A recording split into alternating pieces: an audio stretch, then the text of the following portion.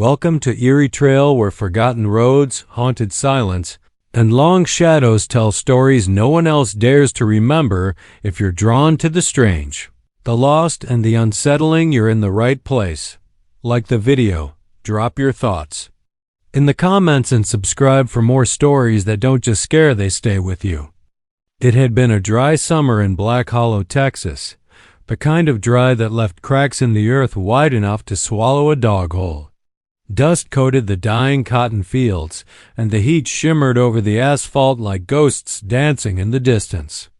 In a town that small, people didn't much like to talk about the past, especially when it involved the Dyer family.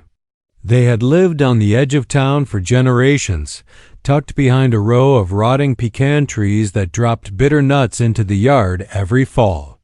When old Myra Dyer passed, nobody cried at her funeral. Some came out of habit, some out of curiosity, but none for love.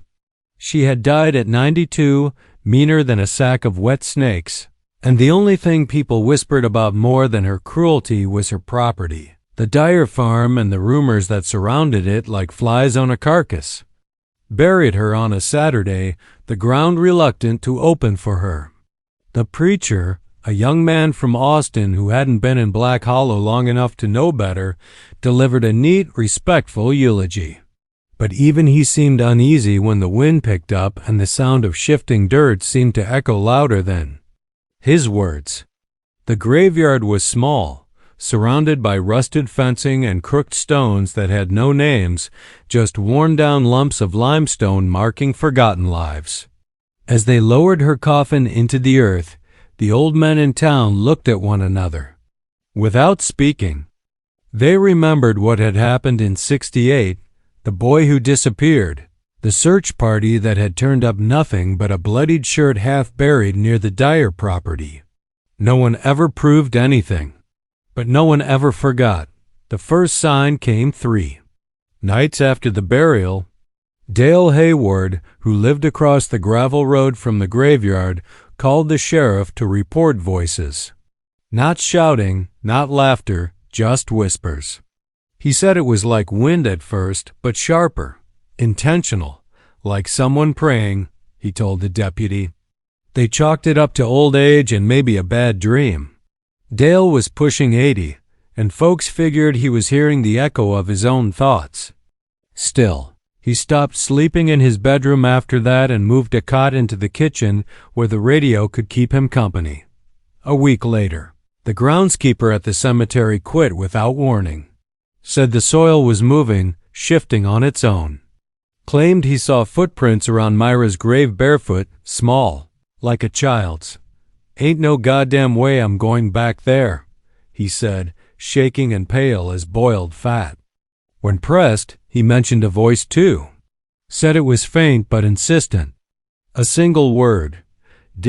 People in Black Hollow didn't take kindly to ghost stories, especially ones involving the Dyers, so it wasn't much of a surprise when nobody talked about it at the diner or the church or the gas station.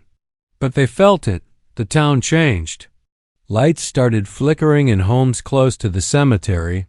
Dogs went missing. More than one kid woke up screaming about a woman with no face standing in their room, her mouth moving but no sound coming out. Parents chalked it up to nightmares until the Peterson boy vanished, 12 years old. Left the house to ride his bike and never came home. They found the bike by the cemetery gate, one wheel still spinning like he'd been snatched right off. The town went into panic mode, but the sheriff, old Jimmy Lang, didn't hold much hope. He remembered '68. He remembered digging for days, combing every inch of the woods and fields. He also remembered the way Myra Dyer had stood on her porch back then, arms crossed, smiling without ever showing her teeth. "Y'all won't find nothin'," she had said. And she'd been right. After the Peterson boy vanished, people started to leave town. Slowly, quietly. For sale signs went up like weeds. No one dared to say it out loud, but the graveyard had become cursed ground. Some said it was Myra's spirit, angry and unquiet. Others thought something had been buried with her. Something that didn't belong to the world anymore. Then came Eli Morgan. He was a drifter, came through town looking for work and found none. But when he heard the stories, half-whispered warnings over coffee and pie at the diner, he seemed interested. Not scared, curious. He asked questions no one liked to answer. He drank with the old-timers, the ones who remembered the missing boy from '68. Eventually, he made his way out to the graveyard one night, a shovel slung over his shoulder. The next morning they found him, not dead. Not entirely. He was lying in the dire plot, face down, clawing at the earth with bloody fingers. His lips were torn, as if he'd been chewing them to stop from screaming. The shovel lay a few feet away, snapped in half. They took him to the clinic, but he didn't speak, not for days. When he finally did, he only said one thing: "It's not her." Dr. Ellen Royce, who had come down from Lubbock to check on her aging father, took an interest in Eli. She was a psychologist, had spent years working with trauma victims. She thought maybe he'd had a psychotic break.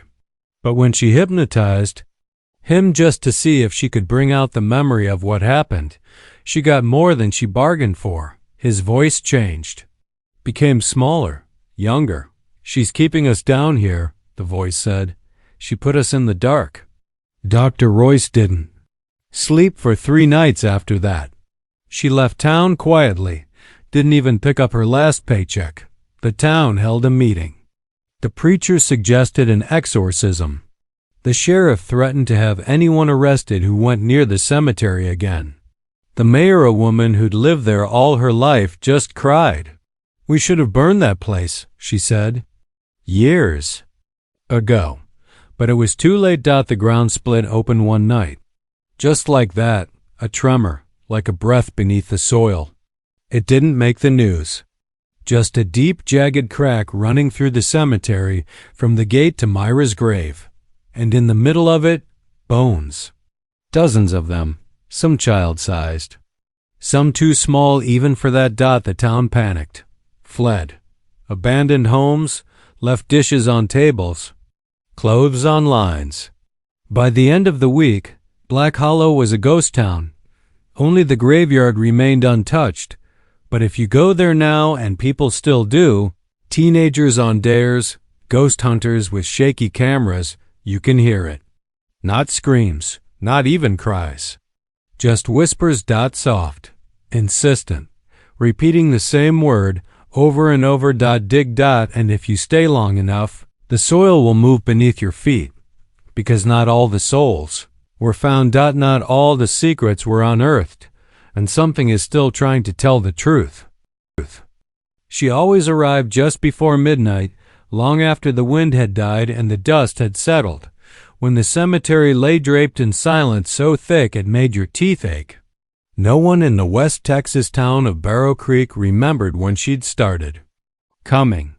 Some said it had been years. Others claimed she was always part of the landscape, like the mesquite trees, the rusted windmills, or the long-forgotten graves that dotted the hills like broken teeth.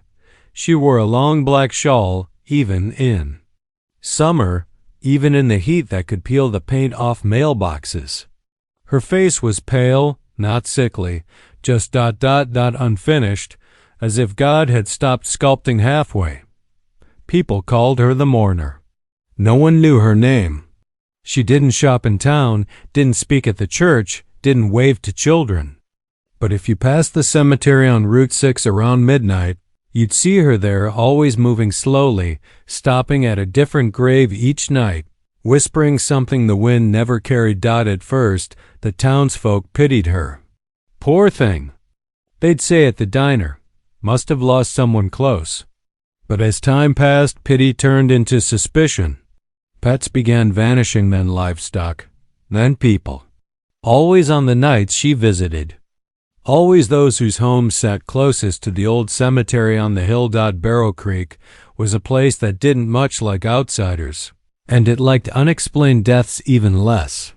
But when Sheriff McRae questioned her, she looked him in the eye and said, I don't take the souls, I just guide them. And somehow, that was enough to make him let her go. Afterward, he locked himself in his office for 3 days, and when he came out, his hair was white as bone. The truth, as it tends to be, was worse than anyone suspected. Decades ago, before most of Barrow Creek was paved, there had been another town nearby, a place called Elbridge. Nothing remains of it now, just a few collapsed foundations and an old wrought iron fence half swallowed by the mesquite brush. No one talks about Elbridge. Most maps forgot it. But the mourner hadn't. She had lived there once. Her name was Evelyn March. She was a mortician, trained in San Antonio before settling down in Elbridge in 1934. She took pride in her work, preparing the dead with a reverence and precision that bordered on artistry. The dead were safe with Evelyn, the locals used to say. She made them beautiful again, as if death had only paused them mid-breath. But in 1941, something happened. A child died, a girl named Lila Kearns, barely 8, struck by a falling beam in her father's barn. Evelyn was the one who prepared her, but something went wrong. The embalming fluid clotted. Her skin blistered. Her eyes refused to stay shut. Evelyn worked through the night, trying to fix what had been undone, but when she tried to place Lila in the coffin, the child sat up, not gasping, not screaming, just ... Watching her, Lila spoke a single word, cold. Evelyn collapsed. When she awoke, the child was gone. The coffin was empty.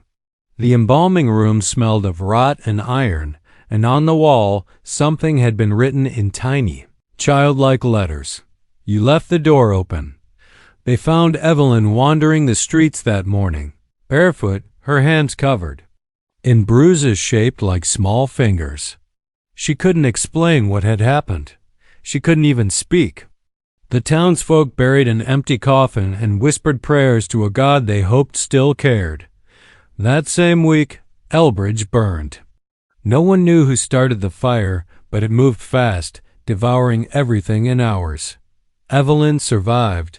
Everyone else didn't. She wandered the hills for years before settling in Barrow Creek. She changed her name. She never told anyone what happened. But the dead had followed her. Lila had followed her. The curse had a simple rule. For the soul you failed to bury, you must bury another. Not bodies, souls. The flame inside.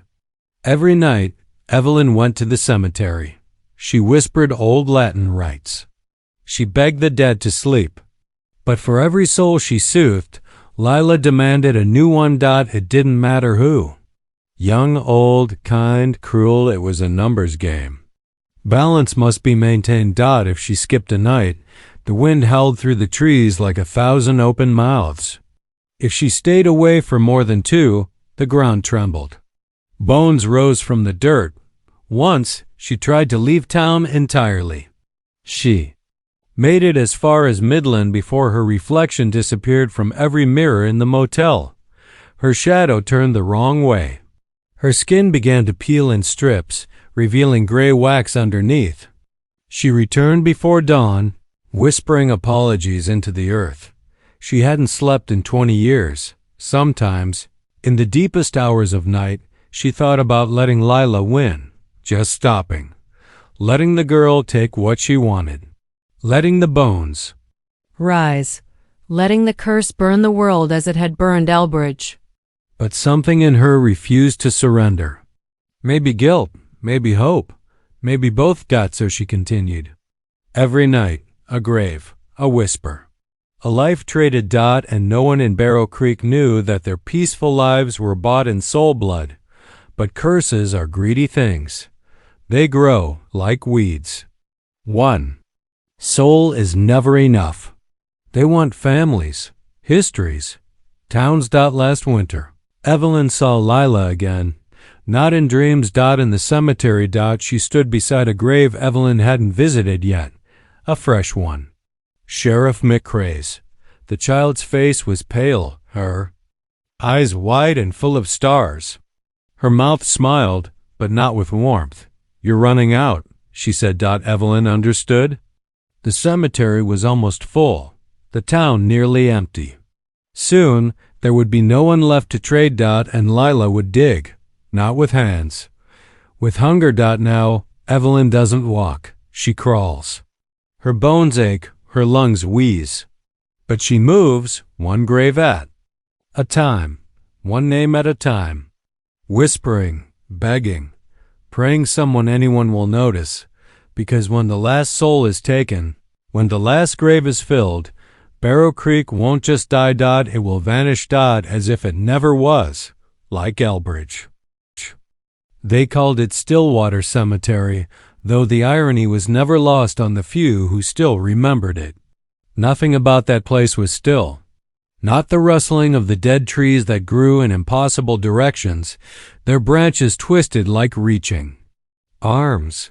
Not the wind that howled without a source every full moon, slipping through the iron bars like a voice trying to form words. And certainly not the soil, which seemed to rise and fall as though something beneath it were breathing. It sat on the edge of Briar County, Texas, forgotten like a scar beneath a sleeve. There was no road leading to it anymore, just a deer trail. Through mesquite and thorn brush, the kind that left marks on your skin and questions in your mind. It hadn't been on any official map in over 80 years. Most assumed it had been relocated, its bodies transferred to the polished cemetery near the Baptist church in town. But some things don't move so easily. They said the last person buried in Stillwater was a girl named Clara Mae Riggs. She was 16. Murdered in 1931, her body found floating in the creek with her hands tied and her lips sewn shut. No one was ever charged. Some claimed she'd gotten in trouble with the wrong men, others whispered she'd seen something she wasn't supposed to. Her grave was the only one with a marker still legible, a simple stone, half sunk, that read Clara Mae, may God see what men won't. The graveyard was supposed to be closed not long after that. A storm had washed out the main path, and the town quietly stopped maintaining it. Families were told they could relocate their dead. Most did, but not all. Some didn't have anyone left to remember them. Some weren't claimed at all. Drifters, orphans, criminals, whores, the kinds of people towns bury in the corners of maps and the backs of memories. And those were the ones who stayed. Maggie Boone discovered Stillwater the summer her father died. She had come back to Briar County to handle his estate, expecting little more than dust and paperwork. But grief has a way of pulling you towards strange things, and one afternoon, while wandering the back of the property line he'd warned her never to cross, she found the old path. It felt like a memory she'd never made. The trees grew darker the further in she walked, and the air thickened with something old, something too still. The gate appeared before her like a mirage, black iron bars eaten by rust, twisted into ornamental swirls that had long since lost their elegance. She didn't mean to open it, but the wind pushed at her back, and before she knew it, she was inside. There were dozens of graves, maybe hundreds, all of them crooked, tilted as if trying to rise. Some stones had cracked, others crumbled completely. Names were missing, dates unreadable. She felt eyes on her, though she was alone. And she heard a sound, not a whisper, not quite, but a vibration in the air. Like a hum, like breath. She left, heart pounding, and told herself it was just the weird kind of place old towns leave behind. But that night, she dreamed of names, names she didn't recognize. Names whispered over and over by unseen voices, growing louder. With every hour, she woke at midnight to the sound of footsteps outside her window. Not hurried, not threatening, just purposeful. And when she looked outside, she saw a woman standing at the edge of the woods. Her dress was torn. Her hands were bound. Her lips were dark with something that might have been blood or thread. Maggie blinked, and she was gone. The next day, she returned to the cemetery. This time, The gate opened before she touched it. It was the full moon. That's when she saw them. Figures. Faint at first, then sharpening like frost on glass. Men and women, some limping, others dragging broken limbs. Their eyes glowed faintly, not with light, but with need, not rage. Not peace, just hunger, not for flesh. For memory. They surrounded her without sound, not touching. Just watching. Then one stepped forward, a boy, maybe 12. His face was bruised, his nose crooked, eyes black with rot. He pointed to a stone so weathered it looked like a chunk of gravel. He tried to speak, but no sound came out, just a wet choking. Maggie knelt, tracing the stone with her fingers, brushing away decades of grime until she saw it. Benjamin, 1902. No last name. The boy nodded. Slowly, his body began to fade. Not vanish, fade, like smoke. And behind him, the others began pointing, each to their own forgotten plot. That night, Maggie stayed until dawn, cleaning, touching, listening. The moon above lit the names, one by one, like stars fallen to earth. She heard pieces of their lives in her ears, soft as a lullaby. A girl who died in childbirth and was blamed for her own shame. A black man lynched without trial and buried with no marker. A widow accused of witchcraft when her husband died mysteriously. Drifters, workers, victims, justice. It seemed, had been denied so many. And now they wanted it reclaimed. The town didn't believe her when she told them. No one wanted to remember. That place, much less believe the dead were waking to demand recognition. But people noticed the changes. Obituaries began appearing for names no one had heard of, reappearing on gravestones long thought destroyed. Folks started seeing faces in windows, voices whispering old names that made no sense. Then, the sheriff's wife vanished. 3 days later, they found her walking barefoot down Main Street, her eyes blank, her mouth chanting, "Clara May, Clara May." Her hands were sewn shut. The sheriff went to the cemetery the next night with a shotgun. He never came back. Maggie became the only one who dared return. Every full moon, she would be there with her flashlight and her journal, writing down the names as the dead pointed them out, researching them, filing new death records, restoring gravestones when she could. Sometimes it was just her and the ghosts. Other times, it felt like the earth itself was alive, pushing her onward with a pressure she couldn't resist. She tried to stop once. Just once. The month her mother got sick, she missed a full moon. That night, the cemetery gate slammed open. On its own, the lights in her house exploded.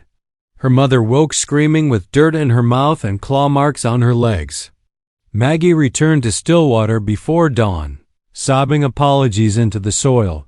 She never missed another night. Some say she's cursed. Others think she's a saint. But the truth is worse, because Stillwater Cemetery isn't just haunted. It's hungry. And every soul forgotten in life becomes a debt in death. Every full moon, they rise not to hurt, but to remind. That memory is a kind of justice. And justice never sleeps.